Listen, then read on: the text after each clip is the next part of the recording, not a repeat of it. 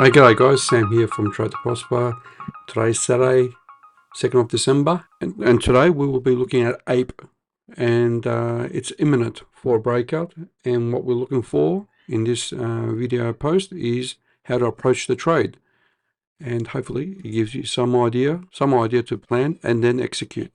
So let's begin. Look at this on the weekly for the start of this presentation.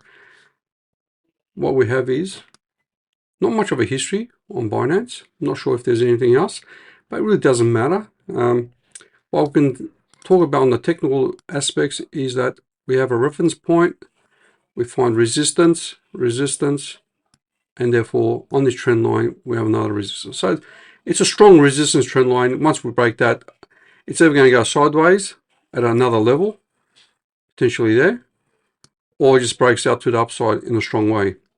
But it's very hard to say which one it's going to do, but we'll go through the scenarios. On the weekly, we've got two indicators that we can rely on. We could probably use another third. We'll have a look at that. What's clear is that we have the resistance on the RSI, 3 points, and then that was a breakout. So we are changing, and that was probably the best entry if you were to look at APE from a long-term perspective. That would have been the ultimate entry, but I wasn't. I'm looking at APE because it's caught my mind that this could be a strong move once it breaks out. So it might move more than the likes of Solana and so on. So there's going to be a lot of benefit in there. What we also have confirmation is that the momentum has passed the 50% level and it's on the upside. Bit of pullback, so loss of momentum. However, the RSI is still continuing on. So that's number one. Then we've got these RSIs moving above 50%, which is bullish on a weekly basis especially. So that tells me that none of them are crossed over. This is where we start to change direction. And once this crossed over, all three are aligned to go upwards, and the momentum is definitely to the upside. So the indicators tell us a good story. I'll just add one more. Let's see what wave trend does. These are my three favorites, and the wave trend is also breaking out to the upside. Ideally, we want to see above the 50% level for really taking off. So it's got a bit of work to do, but this is much more early in sense of giving a warning. So that looks good. From just the charts in itself, from a perspective, I haven't put the moving averages in there yet. We have that bump and run strategy in a sense, and the trend line you probably noticed a lot. Let's just add a few more. I don't know if the 200 moving average is going to help us. And the 200 moving averages, EMA and SMA, they've come down to the 618 level as well. So what we want to see is price break. Once price has broken these moving averages, then we are confident that price is going to break up significantly. So that's another aspect with the elements on the chart to give the story. Now I'm going to go to the 3-day chart. Now we have this local trend line which is also a bump and run structure. Price comes down and then capitulates, and we get that resistance. We find that support, very clear support level, resistance. That was the good entry. That was a secondary entry, and now we hit this. Both Fibonacci as well as a weekly level. Let's see what it is. Okay, so our daily levels, we break through those daily levels, and they will be acting like support.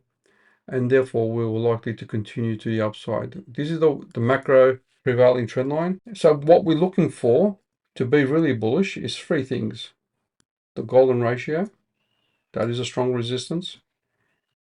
We have the moving averages, so that might come down further down. If we get price to break above, then we can look at the retest, and the 200 moving averages will probably come down like that. Perfect. Golden ratio, pull back, and that's a good entry to go along. So that's one scenario that I'm looking at. At this point, I will not enter. I will not take any trades, but there is a small opportunity on the 4-hour. We'll get into that, but that's explaining the macro picture. I've aligned that significant support level as a golden ratio, as also the resistance, and then we can see that these Fibonacci levels all make sense. Yep. So the story is clean on this one. And so what we look at for on the 8-hour, let's see what it does on the 8-hour. Either look for the 4-hour or the 8-hour to close above a candle close. If we get a wick, it's not a signal to go along. So you've got to be patient and see. Once we get that move to the upside and the closure, then we are happy, because this is going to be our immediate resistance. So we're likely to get a candle close once it breaks out, but then it's going to struggle to get here. It might just break through straight away. If we get a break and the candle closes above this level, then that's a good level to go back. We can look for the back test. That is a nice clean entry, and then we should go up, because this is a lot of resistance, so that will be an ideal position to go long as well. We have our indicators on the 8-hour, all of them above the 50% momentum to the upside. RSI is also broken the moving average, and we've got the crossover on the wave trend. So nice looking chart to go along. Question is when to enter. So let's have a look at it on a smaller time frame, 4-hour, and plan our entry or trade. So if we get our 4-hour chart, definitely we're looking for, this looks like an inverted head and shoulders. So we've got a small left shoulder, you can say. Got the head. The head could be this as well, or the head could be this. That is our resistance trend line. This could be a right shoulder, or we can see a right shoulder making here, which is slightly smaller. And what we had noticed is we've got lower highs, so it's building up for a breakout. Once we get a 4-hour candle close, it's nice to go for it. You might, I will be comfortable even just the breakout of the candle, but I like to see it touch a certain level, not just there and then pull back. I like to see it go higher, wait for it, and we should get a rejection there. So when we look at this on the small time frame, I've prepared something. Just give us a sec. This is our bottom of our range, and that's our top. Our 50% level is holding it up there. So if we put our Fibonacci from this perspective, you see our golden ratio is holding it up. It's aligned with the previous resistance. Very nicely done. And therefore our 1.618 is matching here.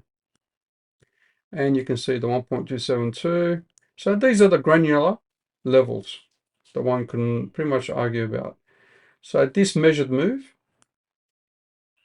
we can grab that measured move, and if it's a head and shoulder, the minimum we're looking for is there, close to the 200 moving average. I would look at it being a rejection, and then still more consolidation. But once we get a breakout, you might get a retest here. I would enter there if that was a retest. Nice level, previous resistance, macro trend line, beautiful, and then look to taking profit here.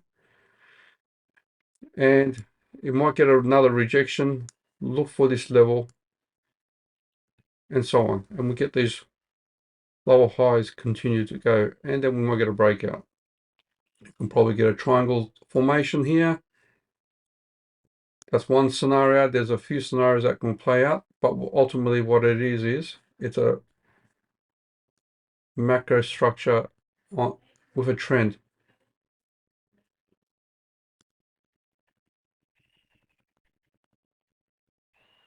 So I'll be looking for that kind of breakout trade, go long. Can probably even look for just entering now. It's up to you with spot, but with leverage, I would wait. There is that possibility that we get a rejection and a double bottom, and so we get this double bottom type of thing, and then we break out. So that's a nice level to enter again if it was to pull back. What we can also look at is explaining this story. We have our one double bottom and up where the liquidity has been taken out. So that's nice. And we have this chart that pretty much tells us that our AR level is there. So that's our AR level. Price comes down. We get the middle and then break out. So in this case, our middle's there. And our LPS is here. Our SOS could be here. And you can see once it breaks that SOS level, which is this is the area, that's up. So that's what I'm looking at. A bit of volatility here due to the trend line resistance and this top level. And then you can see that this is likely to continue on. Look at that formation. We have our A, B, and a C. That was our opportunity to trade the long. This is taking out all the long liquidity here. So that was nice. Now it's done. It just continues on. So there's a whole bunch of manipulation for the whales to accumulate. Here was another accumulation. Get all those longs out. And it's a good example of it's not just simple looking at a schematic and then expecting everything to work that way. It's the execution that's really hard. So our ABC level has been done, and in one way you can say that's what it looks like. That's our trend line here. Yeah, so it matches. Even if we do the elliott wave count, it was likely to match, but there's no point. Once we get, so we're expecting much highs. We've broken that, so that's our bullish picture. So if we were to say that from here to there is 1, then we expect some difficulty with these extensions. So our extension of 1 to 1.618, as I've done it, we can expect some strong resistance here. And now if we look back to the macro picture, you can see how that's aligned. So we might get a good move. Once we break out here, we get a big move to here, look for taking profit, and then look for a pullback. And these 200, if it pulls back, these 200 moving average is going to be perfect to go through on the golden ratio. Previous, that would be ideal. And then bang, we look for big moves, strong moves. So if you're patient and you keep track of it, there could be some good trades in there for a big picture. So that's what I got at the moment. Hopefully it gives you some ideas on how to trade this token and look for those scenarios. There you have it. Please give Sam a like, share, and subscribe to his channel to support him for doing more of these posts.